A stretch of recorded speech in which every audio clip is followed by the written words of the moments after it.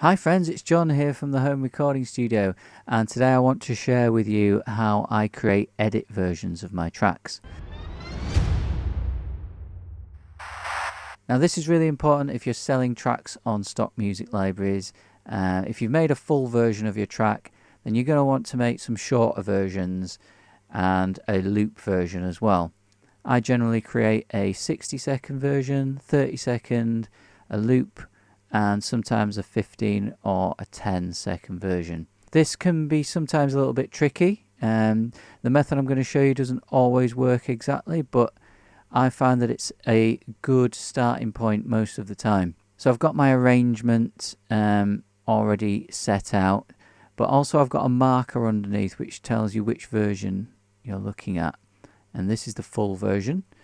But if we zoom out, you can see on the timeline that I've already created a 60-second version and a 30-second version, but I haven't actually copied the regions into that area yet. So what this does, by setting up a 60-second marker, it allows me to set a loop region of exactly 60 seconds. So now I can drag that loop region into place on my full version and just get an idea of what 60 seconds will cover. And we can see here that it's almost half the track. So if we were to start at the second verse, we'll get a verse, a chorus, and about half of the outro in as well. So not quite a full outro, but we can kind of make that work. Let's just play this back and see what we're dealing with.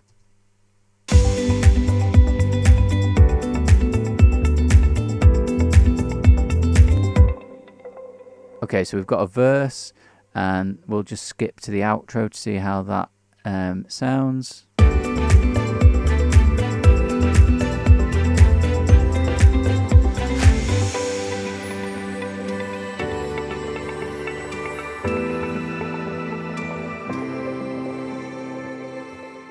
So what we're going to do is we're going to copy these regions into the space that I've already set up for the 60-second version. So there's various ways you can do this. I would recommend, if you've got any loop regions, convert them. So as you can see here, this ARP pluck, it's actually a loop region. But if I right click here, it allows me to convert loops to regions. And what that means is each loop is an individual region now. So I can just select the parts that I need. And the same with these here. Convert loops to regions. So we're just going to draw with the selection tool around all of the regions from the verse onwards. Now it's going to bring some of these extra bits of audio with it that aren't cut exactly in the right place, but that's okay. We can deal with that. So holding down Alt and dragging all the regions, it will just duplicate that, drop it into place. What I'm going to do obviously is just trim some of these regions that are too long. So my electric guitar track and these vocals that we don't need. Everything else looks okay. Okay, so now we need a little bit of an intro. So what I've used in the full version intro is this. And that works nicely as just a very short intro. So I'm just going to copy that and paste it into my 60-second version. In fact, we've got half of the crash there, so we can delete that one. We just need to drag the first half in. Make it snap. And we are just going to create a fade between them.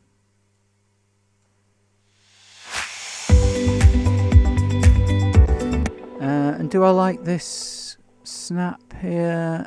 No, let's get rid of that.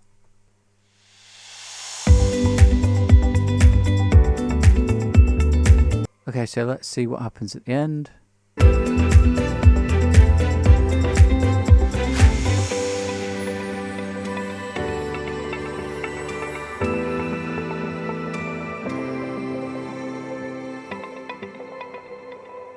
Yeah, so we're just going to go over the 60 seconds there, and also bear in mind that the little sweep that we've got at the beginning does add a couple of seconds on as well. So we're going to need to cut short the end of this 60-second version. There's also a couple of things to tidy up as well, like we've got I think it's a loop region there, which is just on the no, it's just a MIDI part which I need to delete. So yeah, just tidy up anything like that. This vocal track here, this goes on a little bit too long, but that's really easy to sort out because we can just make that shorter and fade it out sooner. We've also got a texture going on here. Let's have a listen to that. Maybe perhaps we can just fade that out sooner as well.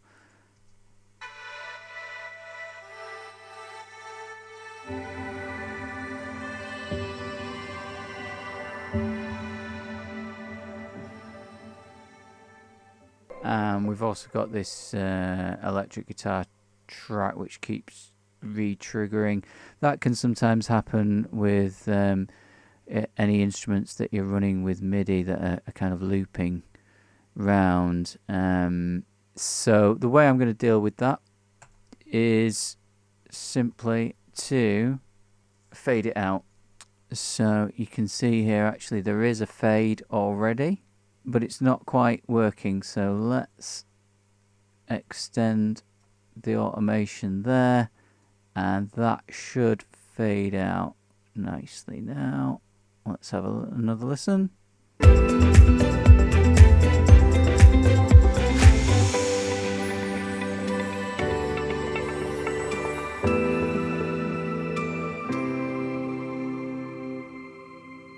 And we've just got a little bit of something going on there. Perhaps it's the piano, perhaps it's the melody. Yeah, it's that melody. So we just need to make the melody part shorter. That's easy to do because it's in MIDI. There's quite a lot of reverb on these parts, so I might just need to also fade them out. And sometimes it's easier just to fade the whole track. So I've actually got a master track, and if I switch to my automation mode, then I can simply fade that out. It's fairly easy to do, and let's just see how that works. It's probably going to need fading out just a tad sooner.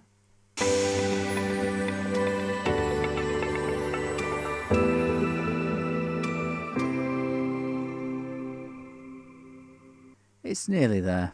We just need to refine some of the automation. Let's try that.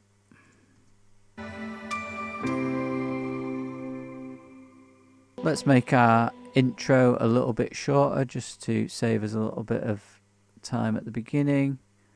So we'll just fade that in from there. So actually it's almost dead on where our 60-second marker starts, but what we're going to do is just move that marker back so that our 60 seconds starts where the sweep in starts. So our fade needs to really be faded out by then, but I think we're pretty much there. Let's have a listen.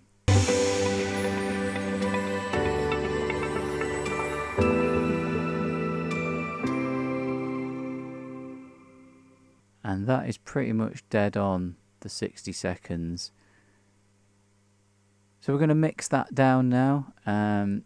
Let's just do that quickly. So here I am in Adobe Audition, and I find it helps for me to just have a look at the track in here and have a listen back and check a few things. You don't have to use Adobe Audition. There are many other simple wave editors like this. A free version that I've used in the past is called Audacity. It's just nice for bringing in stereo files that you've mixed down, and you can kind of top and tail them, make sure that the fades are okay, and also check the length, because as you can see here, I've actually gone slightly under the 1 minute. It's just over 59.5 seconds. That's not a problem. We're talking very minute differences. So let's just zoom in and just see if we start from the right place. That's good, but I'm just going to make sure it fades in a little bit there. Okay, and just at the end,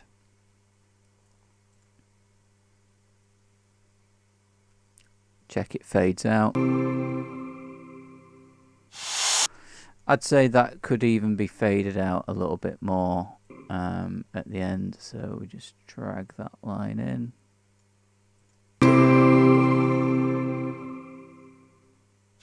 Perfect. So that is top and tailed, and I can save that now, and that's my 60-second version done. So like I say, sometimes there's a bit of trial and error involved, and sometimes it works really quickly. Sometimes you have to work harder at getting a particular mix to fit in a 30-second or 60-second time frame. The loop version can also be a problem sometimes. I'll take a look at loops in a different video, but I hope that's given you an insight into the process that I use, and hopefully you can use that with your own compositions. I do hope you've enjoyed this video, and please like and subscribe, and if you want any more information, head over to thehomerecordingstudio.com and check out the blog. That's it from me, and I'll see you next time.